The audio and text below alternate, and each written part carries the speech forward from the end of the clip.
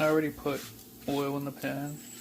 I don't know if you can tell, but it was enough to coat all of the rice. So the rice looks a little bit oily, which is what I want, you know. You don't want to wash it, because if you do, then it's not going to be able to get toasted like I'm doing it right now. So you just want to put oil in the pan, get a saucepan or something, you know, something like this. This, it can hold the rice and the water, you know. It's kind of deep. Do not use something like this. If you use something like that, what's going to happen is when you put the water into the pan, only the bottom half of the rice is going to boil, and like 20% of the top is going to be like crunchy and just pretty inedible. So shut up. So avoid that. Oh yeah, so I am using short grain rice for this. If you use long grain rice, the water measurements might be different, but for this, it's 2 cups of water per 1 cup of rice. Just keep that in mind if you use a different kind. And I was doing this on a lower heat, just so you know, it doesn't burn. But you can see our rice, it's gotten nice and toasty. It's a little brown, you know. That's what we want. Now I don't want to toast it too much, like, you know, because a little bit of burning can go a long way. And here's our 4 cups of water.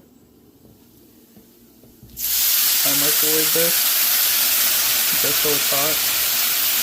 It minimizes the splashing by a lot. If it's cold water, it'd be going fucking crazy because of the oil and stuff already. But because it's already hot, it's not too bad. So yeah, if you want to go over the sink and just pour cold water over it, go ahead. I would suggest using a measurement cup though. So while that starts to boil, we'll grab our seasonings. Here's what you'll need. Garlic powder. Usually I do grab like minced garlic, raw garlic, and I will saute it alongside the rice as like I'm preparing to push it out or take it out, but I didn't do that this time. But usually that's what I do. I'll like push the rice to the side and then just saute the garlic right there, like a spoonful. Right. So then onion powder. This, very important, not optional. Chicken bouillon. This comes in a powder, or you can get a cube, you know, well, whichever floats your boat. And you will need salt and black pepper, and I think that's it. Yeah. Oh, and one of these bad boys. It gives color, and a little bit of extra seasoning never killed anyone, right? So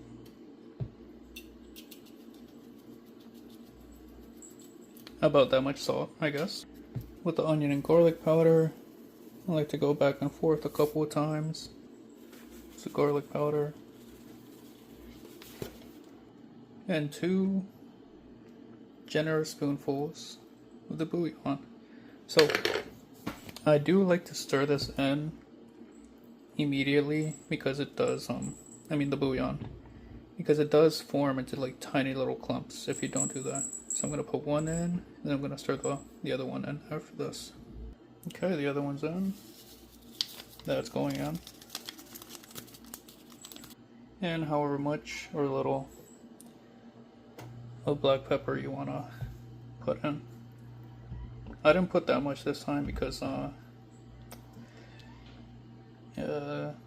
running out. That's it, honestly. And you know, this little red seasoning packet, it is optional. I usually don't use it. I'm just deciding to this time, just cause. And now I'm just kind of trying to make sure it's even, you know. Get an even cooking. We don't want like a random lump there that just sticks out of the water and shit. So I'm trying to make sure it's in every little corner, evenly distributed. And I turn the heat up so it starts boiling. There it goes. I'm actually going to put a splash more water in, just a tiny bit. I do like to pour in that little bit because it is 4 cups of water, but you're also throwing in like a ton of dry seasoning in here, which I presume absorbs the water, you know. Start simmering like this, turn it down to low heat, You know, just let it simmer and cover it with whatever you want. Aluminum foil, because this doesn't have a cover or like a top.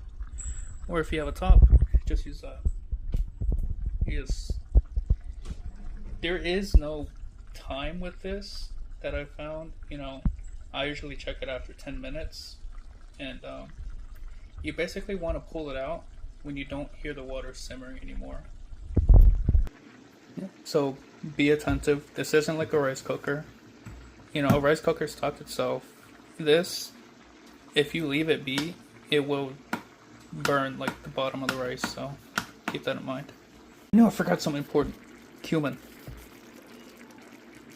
Cumin is important, but it's also powerful. So don't put in too much. Just stir that in a little bit. It's okay. Don't worry about it. I did not majorly fuck up. It's alright. All good. But you can see how fast that water is evaporating, right? So what I think is that as the steam is coming up, it gets trapped by this. And it's like basically the bottom part gets boiled and the top part gets steamed. That's why you don't want like a tall pan, because then it won't be able to steam. It'll just be coming up and it won't work as well. That's what I think, at least.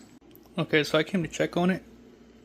If I get my ear real close, I can barely hear it simmering. So I'm gonna turn the heat off. Actually, I'm tempted to take it off. Let me just check. Yeah, see, I can barely hear it simmering, but there's no water.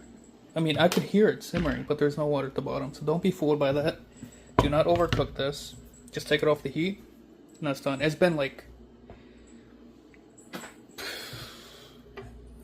before I put the cumin in, it was like 2 minutes. Afterwards, it was like 6 minutes. So, you know, once you hear it just barely simmering, like I had to get my ear down, alright? Then you just check it. If there's no water, you take it off. If there's a tiny bit of water, you should turn off the heat anyway. And my stupid ass, but look, it's pretty fluffy, right?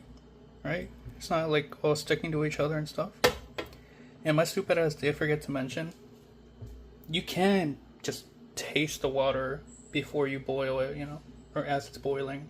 You know, grab a spoon, taste the water. That's what your rice is gonna taste like. It's absorbing all that water. So if it's missing salt, add salt. You know, if you think it needs more garlic powder, do that. Oh, that's pretty fucking good. But I'm gonna leave that on just at the top, steam up some more.